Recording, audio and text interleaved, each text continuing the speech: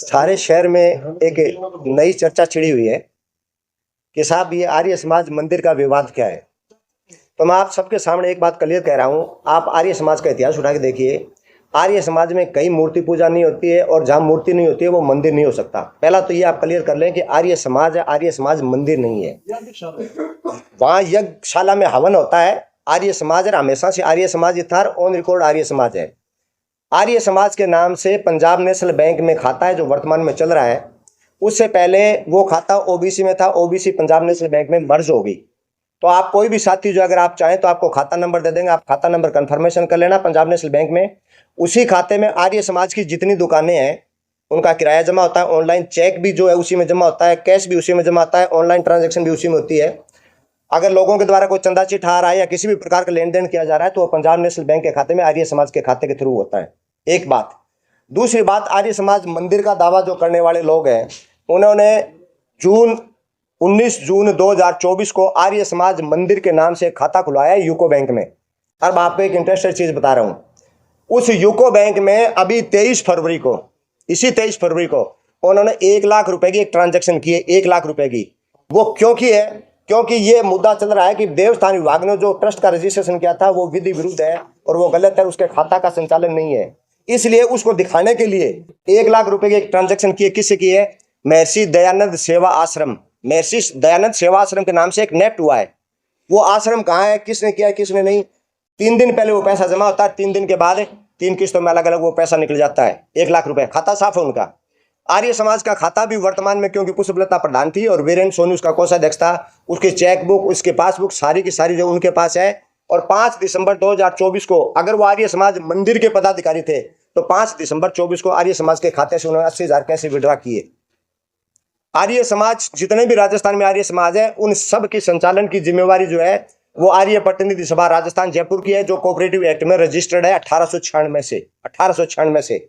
और उसी सोसाइटी ने जो है, उसी सोसाइटी के चुने हुए प्रधान ने जो है 2020 में बलवंत सिंह नीडर जो इस आर्य समाज मंदिर ट्रस्ट जो तथाकथित है इसमें वर्तमान में जो है ना वो पदाधिकारी बने हैं। 2020 में वो आर्य समाज के प्रधान थे।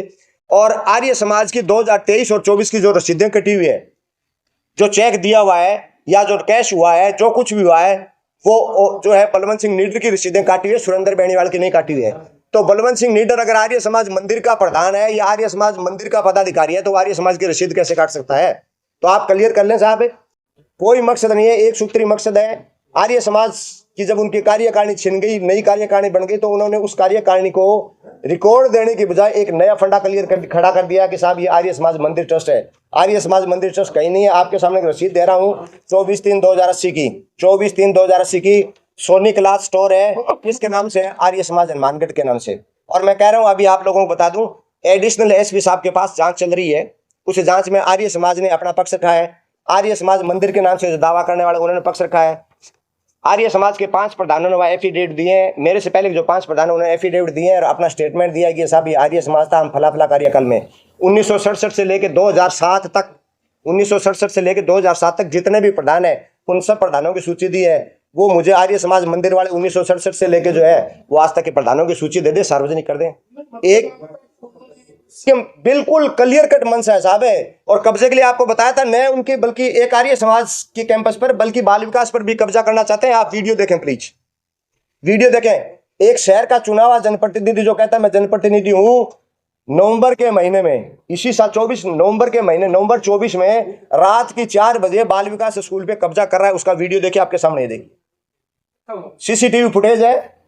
तो आप ये बताएं, एक महात्मा आए थे 2 दिन पहले, आपने वीडियो भी जारी किया। हाँ बिल्कुल किया था। उनके ऊपर कोई बलात्कार का आरोप भी है और वो कोई बिल्कुल, मैं अभी उसी के संदर्भ में बताता हूँ। आर्य प्रतिनिधि सभा राजस्थान के उप प्रधान है, ऑन रिकॉर्ड आप जाके देख लें, एसआर कोऑपरेटिव के पास वहां से जानकारी जुटा लें। एक बात। दूसरी बात, जिस बलात्कार के मुकदमे की ये बात कर रहे हैं तो उसमें 2 मुख्य साजिशकर्ता थे, उनके खिलाफ वो मुकदमा दर्ज हुआ था, उसकी जांच हुई थी। उस जांच में पाक साहब थे। मुकदमा दर्ज कराने वाला कौन था? बलवंत सिंह नीडर था। आप जानकारी जुटा लें सारे साथी। नहीं, वो भी केस चल रहा है या खत्म हो गया? उसी समय खत्म हो गया साहब, पाक साफ है, पाक साफ है। आप इसकी इंक्वायरी कर लें कहीं भी। मैं एक चीज कहना चाहूंगा, आप सारे साथी बैठे, शहर के नागरिक हैं। आर्य समाज के बाबत जो भी मैंने आपको टीका टिप्पणी की है उसके लिए मैं व्यक्तिगत रूप से जिम्मेवार हूं। मेरे से आप लिखित स्टाम्प ले लो उस चीज का, व्यक्तिगत रूप से। अभी ये जो कह रहे हैं ना ये बाल विकास की बात चल रही थी, ये 3 अगस्त 2024 को जरूरतमंद बालकों को निःशुल्क ड्रेस बांटी है।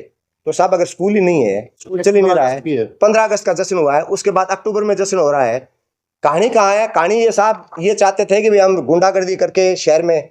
और मुझे एक बात बताएं, आपने शहर में कहीं देखा है क्या? ये कह रहे हैं अभी आपकी प्रेस कॉन्फ्रेंस में परसों एक स्टेटमेंट आया था कि साहब जो आरोपी है किसका, आगजनी का, जिसको पुलिस ने गिरफ्तार किया है, उसको हमने जनवरी में जो है वो कार्यकारिणी से निकाल दिया। तो साहब आप जाके देखिए, अभी फरवरी में एडिशनल एसपी के यहाँ उसी आदमी ने प्रमोद सोनी के साथ जाकर के, वीरेंद्र सोनी के साथ जाकर के अपना बयान दर्ज कराया है। किस हैसियत से? राजू जो है वो आर्य समाज मंदिर के मंत्री की हैसियत से उसने बयान दर्ज कराया है।